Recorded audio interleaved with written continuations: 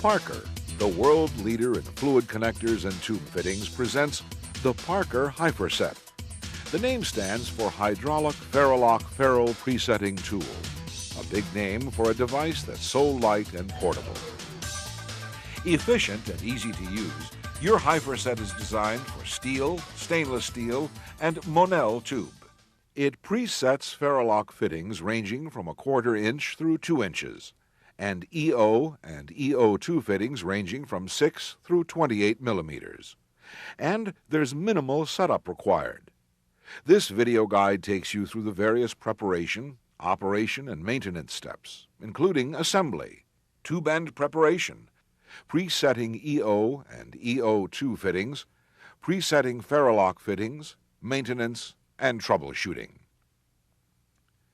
Your Hyperset comes pre-assembled, so setup consists of connecting the machine to the hydraulic hose and pump.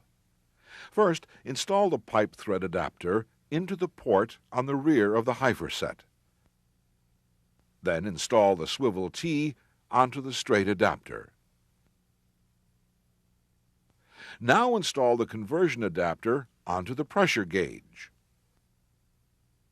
Then connect the conversion adapter to the swivel T fitting. Then connect the 3/8 inch NPT end of the hose to the hydraulic pump. Connect the swivel T adapter to the swivel T. Connect the swivel end of that hose to the swivel T adapter. Finally, pressurize the hydraulic power unit. Check for oil leaks. The next step is proper tube end preparation. Tube end preparation is one of the most important steps for ensuring an optimum leak-free seal for any brazed, flanged, flared, or preset connection. No matter what the tube material, there are 3 key preparation guidelines: cutting, deburring, cleaning. To assure the correct tube-to-fitting connection, you must cut your tube end squarely within 1 degree.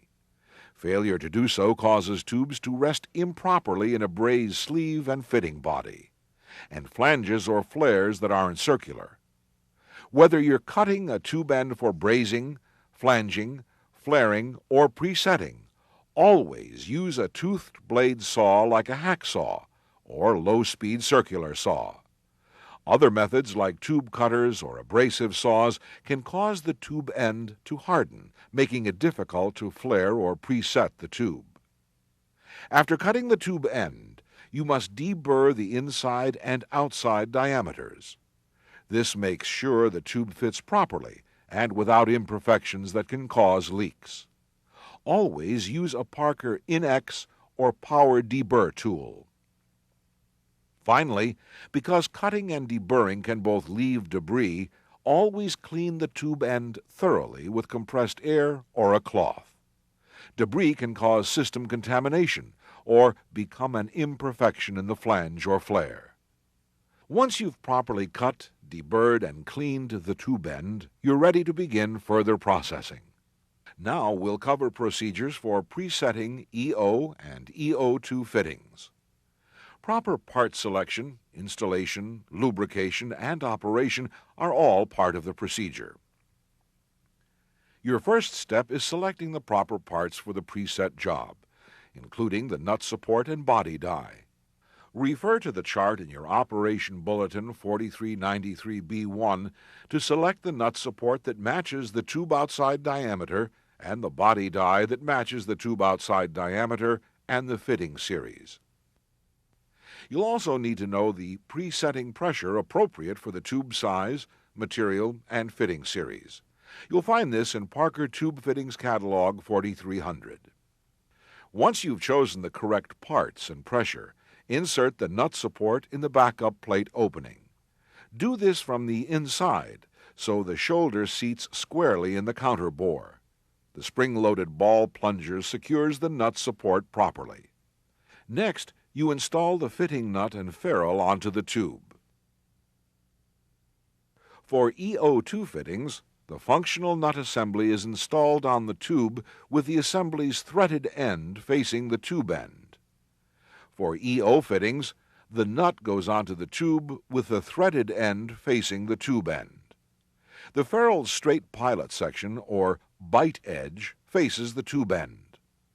For EO fittings, you also need to lubricate the outside surface of the ferrule with a high-pressure lubricant like STP. You'll also lubricate the inside surface of the body die. For both EO and EO2 fittings, installing the body die is next. Place the die over the tube end until the tube bottoms out in the die. Push the nut and ferrule, or the functional nut, toward the body die until the die enters the nut bore. Now place the die, ferrule, nut, and tube assembly into the hypher set opening, with the tube resting in the slot of the nut support. Push the tube into the device until the die rests squarely against the ram. Now use the hydraulic pump to pressurize the ram. When the pressure gauge reading reaches the proper presetting pressure, stop the pump. Release the hydraulic pressure so the ram retracts. Finally, remove the tube and inspect the preset. For proper inspection procedures, refer to the EO and EO2 technical section of Catalog 4300. Now we'll cover the procedure for presetting ferrulock fittings. And similar to EO and EO2 presets, proper part selection, installation, lubrication, and operation are all part of the procedure.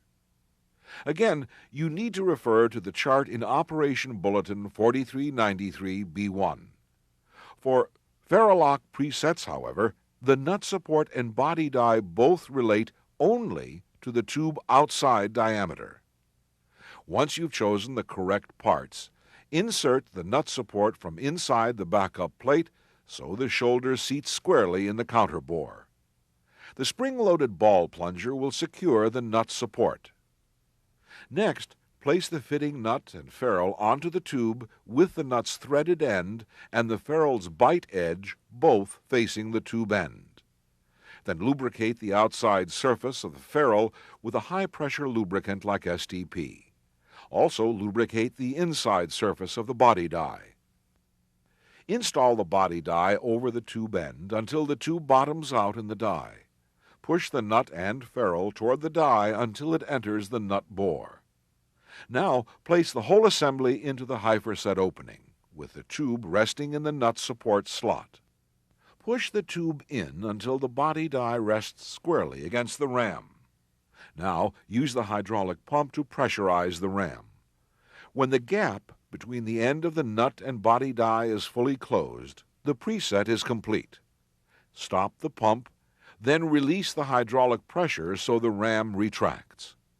Finally, remove the tube and inspect the preset. For proper inspection procedures, refer to the ferrulock technical section of Catalog 4300.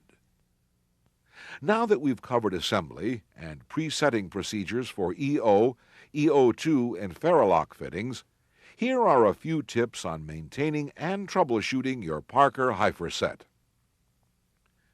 Keep all the hypher set's moving parts free from dirt and grit. Handle all tooling carefully to avoid damaging the smooth surfaces. Nicks, burrs, dirt, or chips can mar the sealing surfaces of the connection and tube. And finally, make sure to lubricate properly when presetting EO or ferrulock fittings. Now, for a few general troubleshooting tips. If the cylinder won't extend, it may be due to the hydraulic fluid supply. Make sure the machine is properly connected to the hydraulic pump. Check the fitting and hose connections for leaks, and make sure the valve on the pump is set to the correct position. If the cylinder will not retract, the hydraulic supply may be energized. Release the hydraulic pressure from the pump.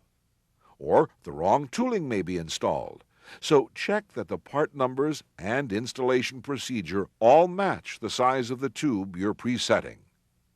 If during the preset procedure you're getting poor ferrule bite, you may have the incorrect presetting pressure. verify that the pressure is correct for the tube diameter, wall thickness, and fitting type. You may not have enough lubrication when you preset EO and Ferrolock fittings. Make sure you lubricate the outside diameter of the ferrule and the inside of the body die, and use a high-pressure lubricant like STP. Finally, you may have the wrong tooling installed. Check the chart to verify the proper parts and installation. Lightweight, portable, easy to operate.